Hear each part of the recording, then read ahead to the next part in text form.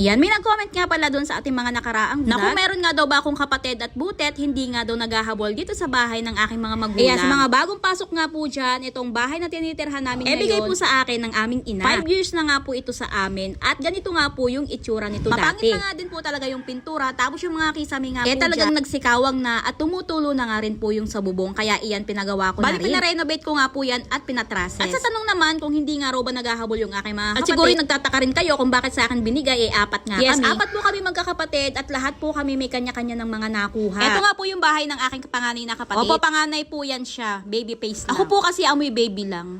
Amoy lunga. Magpagawa. Magkano budget mo dito na nagpagawa ka? 50K! Etong aking panganay na kapatid, abay pumakananga ng bahay sa halagang 50K. Kaya naman, ayan, syempre, at hindi pa babayaan ng aking ama't ina. At tinulungan nga siya sa pagpapagawa nga nitong kanyang pangarap na bahay. Yun nga ang kagalingan sa aking mga magulang. Kahit kami nga ay may mga pamilya na talagang hindi nga kami pinababayaan. Ito nga palang aking kapatid at yung kanyang asawa sa Shopee nagtatrabaho. Bali, nakapag-abroad nga yan siya. Kaya ayun, at napaganda pa rin niya yung kanyang bahay. Pero malaki rin nga talaga yung naibigay nga dito ng aking mga magulang. Ang naipon po niya sa kanyang buhay ay sapatos. O, diba? Dagpa ho ako niya, yung mga grocery po yung stock ako po, wala. Meron naman po ang bahay mismo ni mama. Yan po ang kanyang grahe. And ayan. Titingnan ko po kung sinong tao dito.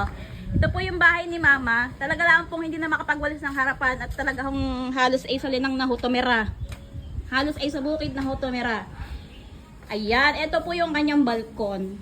Ito po yung loob ng bahay.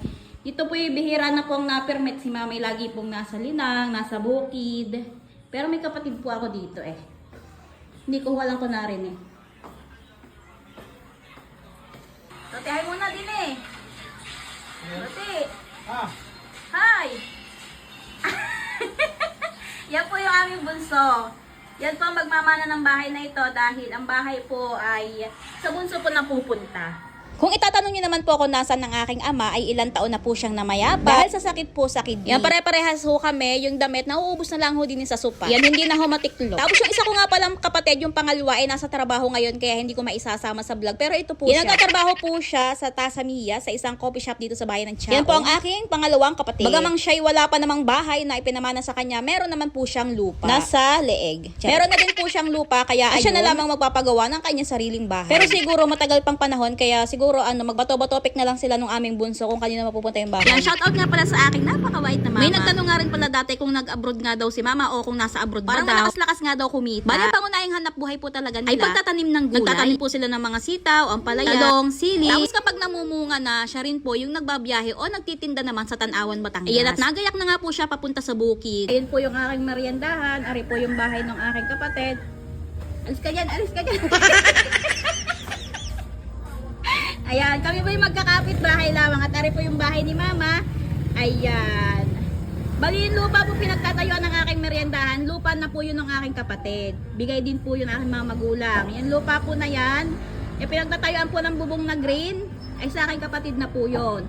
Kaya ari ho aking kapatid, lagi ho ako mabait din at baka ho kami mag-away, bawiin ho yung kanyang lupa doy, palsin ho ng aking meriendahan. Kaya po lagi po ako mabait doon sa kanya. Ayan, nagsusort po siya ngayon ng parcel. Hindi pala nag-ML pala. Ayan, yun lang naman sa ngayon. Bye!